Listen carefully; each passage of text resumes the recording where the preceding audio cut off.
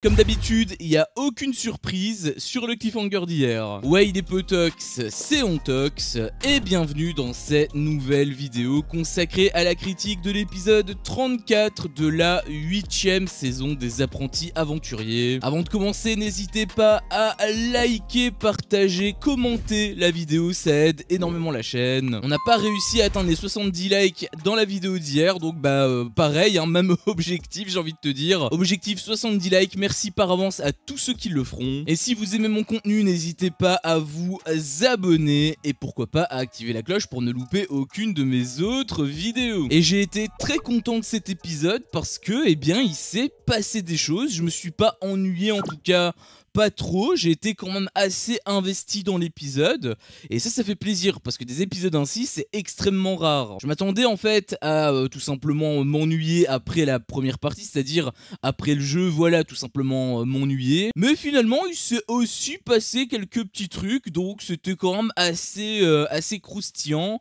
Et il y avait également une partie qui, elle, pour le coup était beaucoup plus lente, mais j'ai trouvé que c'était pas spécialement un problème parce que tout simplement je trouvais que les émotions transmises fonctionner. J'ai déjà dit plein de fois, mais quand tu regardes un film, c'est pour ressentir des émotions. Quand tu regardes une comédie, c'est pour rire. Quand tu regardes un film d'horreur, c'est pour avoir peur. Avec les téléréalités, c'est un petit peu pareil, sauf qu'il n'y a pas d'émotion précise. Mais par contre, l'objectif de l'émission, c'est de te transmettre quand même ces émotions. Que ce soit la joie, mais ça, il y en a vraiment beaucoup, beaucoup trop, même pour une émission de survie. Alors que ce serait plutôt la galère qu'il faudrait nous transmettre. Mais bon, nous dire on galère, c'est pas suffisant en réalité. Ou tout simplement également le suspense ou la tension de par le jeu de base en fait. Et en parlant du jeu, et bien forcément, bon déjà, voilà, les oranges ont gagné, donc ils réintègrent la plage. J'ai trouvé que c'était vraiment drôle parce que du coup on est au postulat de base, je veux dire on a suivi un jeu avec les roses qui ont gagné pour finalement qu'on ait exactement la même posture, donc tout s'est annulé. Alors c'est pas forcément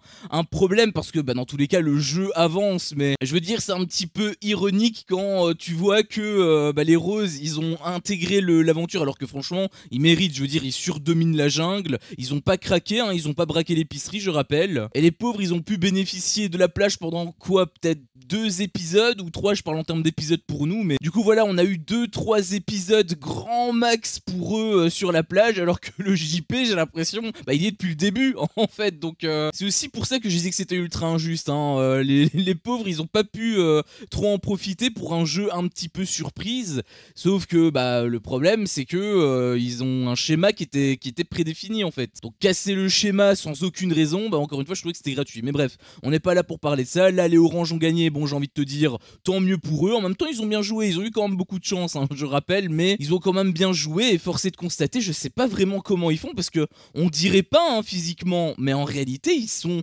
forts en fait, ils sont très très forts puisque depuis le début, même avec les expéditions ils les gagnent, enfin ils paient pas de mine, mais honnêtement ils sont bons, Enzo d'ailleurs elle avait dit ils gagnent les jeux, et c'est vrai en fait. Mais surtout ce qui nous intéresse c'est d'éliminer, est-ce que les gris sont éliminés exactement comme on te l'a vendu en interview? Et bien évidemment que non, comme je te l'avais dit, les cliffhangers en règle générale, quand tu as des interviews ainsi, en règle générale c'est l'inverse qui se produit. Et avec Banijé j'ai même pas envie de dire en général, j'ai envie de dire tout le temps, parce que j'utilise tout le temps la même technique de montage. Et finalement mon intuition s'est avérée être juste, ce ne sont pas les gris qui ont été éliminés, ce sont plutôt les jaunes, et j'ai même envie de te dire, en fait c'est exactement ce qui était prévu, c'est ce que moi en tout cas je voyais, parce que on voit que les jaunes ils sont vraiment en galère depuis le début, et les gris eux, bon ok d'accord ils sont pas dans les premiers, mais ils sont quand même dans le ventre mou, tu vois, ils sont pas dans les derniers, donc quelque part j'ai trouvé que c'était un petit peu logique, même si la fin elle était ultra intéressante parce que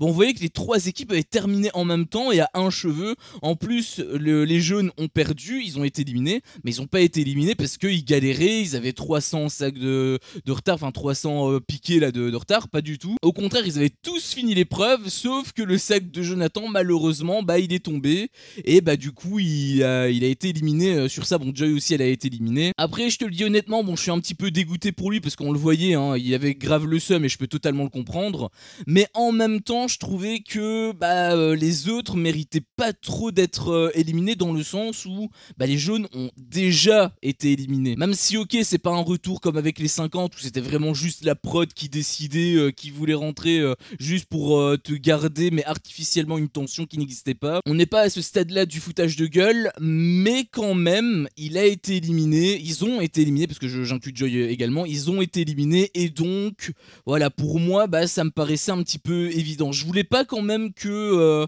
les violets, les gris et même les oranges partent, uniquement par rapport à ça. Eux, ils ont jamais été éliminés. Donc la seule personne que j'attendais, que je ne voulais pas voir gagner, c'était les jaunes. Et bon, bah non, ils ont été éliminés, donc j'ai envie de dire, entre guillemets, tant mieux, même si, encore une fois, voilà, j'avoue que dans la manière, je peux totalement comprendre la déception de Jonathan. Il y a eu même de mots touchants hein, entre les violets et les jaunes. Hein, j'avais trouvé que c'était assez mignon quand on voit d'où ils sont partis avec une énorme haine du côté de Jonathan, gros coup de trahison, etc. pour au final donner des mots plus gentils, ça reste quand même mieux. Je rappelle encore une fois qu'on est dans un jeu, donc dépasser le cadre du jeu, pour moi, c'est vraiment dépasser les limites. Et justement, on va parler de ces limites, puisque, eh bien, si je voulais quand même un petit peu que les oranges reviennent sur la plage, c'était bien évidemment pour voir le clash entre les bleus et les oranges. Et ça a pas loupé, puisqu'on l'a eu.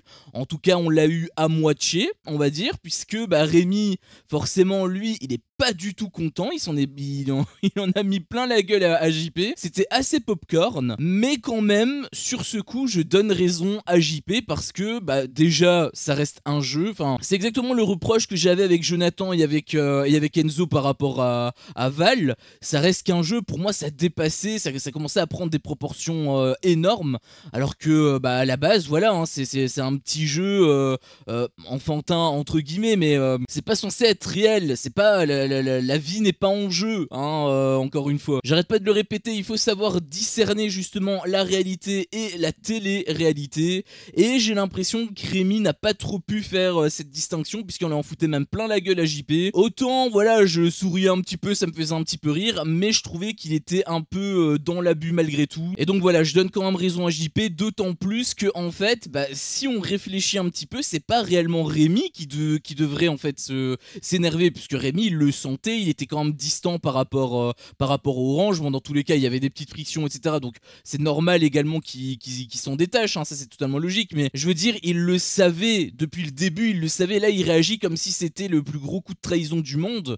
Mais en soi, il était au courant qu'il allait avoir cette trahison. Et en plus, il les connaissait pas, hein, ils se connaissent que depuis le début d'aventure. C'est pas comme Val, Enzo et Jonathan qui se connaissent à l'extérieur. Donc pour moi, bah, Rémi n'était pas trop à sa place, dans le sens où c'était pas vraiment à lui ouvrir sa gueule, c'était plutôt à une autre personne, parce qu'il y a eu une personne qui a fait une alliance avec eux pour justement tisser des liens, tout ça, alors qu'en réalité elle-même l'avait dit, elle avait la haine de ouf hein, quand ça lui avait été révélé. Cette personne, tu sais de qui je parle, c'est Maeva, et ça me fait beaucoup rire de voir que elle regarde avec des yeux de pitbull enragé Rémi pour la moindre chose, mais par contre pour un truc comme ça où elle disait hein, qu'elle allait foutre le bordel, enfin elle avait pas dit qu'elle allait foutre le bordel, mais elle avait dit que voilà, elle avait la haine, ça va se voir dans ses yeux et tout.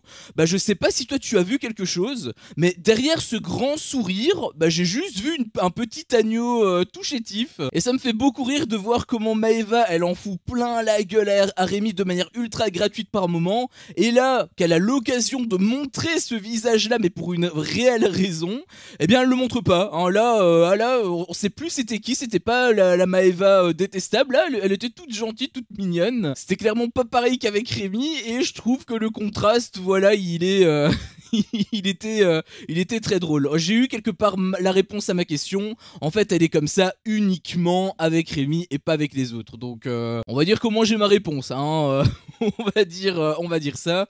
Et il y avait aussi un petit truc qui m'avait fait rire pour rester sur Rémi. C'était un petit moment de jalousie hein, qu'il avait eu, où voilà les rouges le prenaient à la rigolade, etc.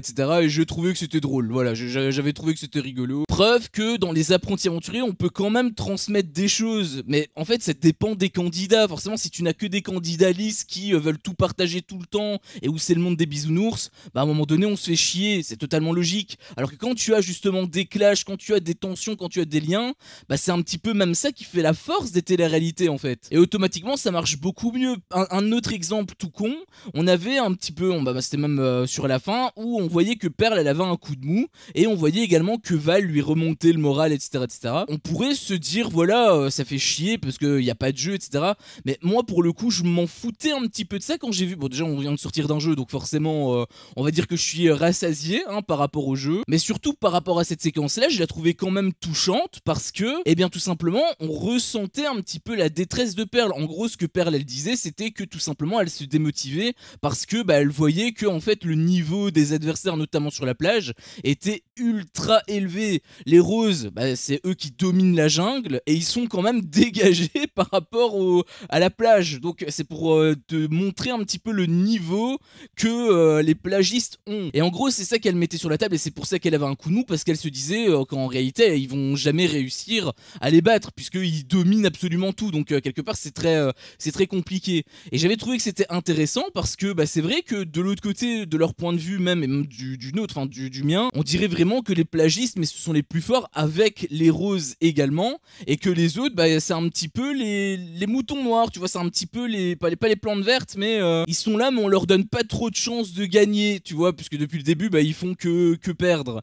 Et forcément là c'est un vrai argument, et du coup quand tu as une personne qui se sent mal par rapport à ça, moi je suis beaucoup plus touché en fait. Alors que si tu me dis que t'as faim, que c'est vraiment la galère, etc. par rapport à la bouffe, alors qu'on les voit jamais prendre justement la nourriture de manière naturelle, je veux dire, couper les ananas, etc. par exemple, qu'on les voit même, je dirais, tout le temps faire des barbecues, puisqu'on les voit que cuisiner en fait, réellement, on les voit jamais en galère, on les voit tout le temps cuisiner en fait, tout simplement. Et même au-delà de ça, j'ai même envie de te dire qu'ils font carrément la fête, puisqu'ils rigolent quand même beaucoup. Combien de fois Val il a pas fait le Michael Jackson là par exemple, forcément ça contraste totalement avec l'image que tu veux renvoyer. T'arrêtes pas de dire que les candidats ont faim, etc., sauf qu'en fait tu nous montres tout l'inverse, donc automatiquement toi t'es pas touché. Là pour le coup c'était quand même nettement mieux fait et j'ai trouvé que c'était quand même assez intéressant. Il y avait aussi d'autres trucs que j'avais trouvé un petit peu drôles, notamment Giovanni qui disait que voilà, dans la jungle c'était les apprentis aventuriers et sur la plage c'était les apprentis vacanciers.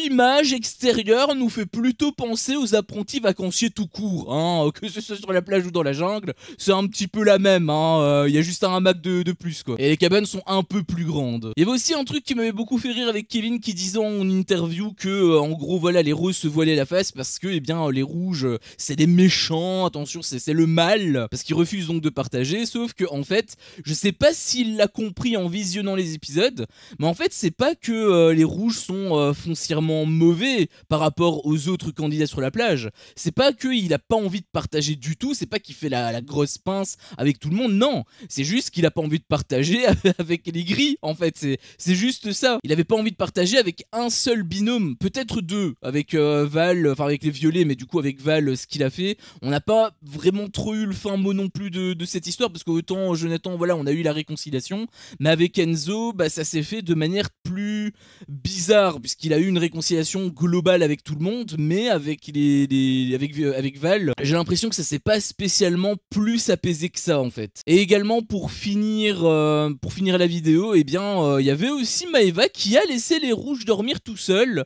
et j'ai trouvé que c'était quand même assez sympa de sa part, même si j'ai l'impression que ça fait une semaine qu'elle squatte chez eux. Mais voilà, je t'avais fait part justement de mon interrogation par rapport à ça. Est-ce que finalement les rouges ils disent rien et que c'est assez étrange? Pour le coup voilà, ils disent probablement rien, mais au moins Maeva voilà, elle a eu la lucidité de leur laisser un petit peu d'intimité, donc ça c'était quand même plutôt cool.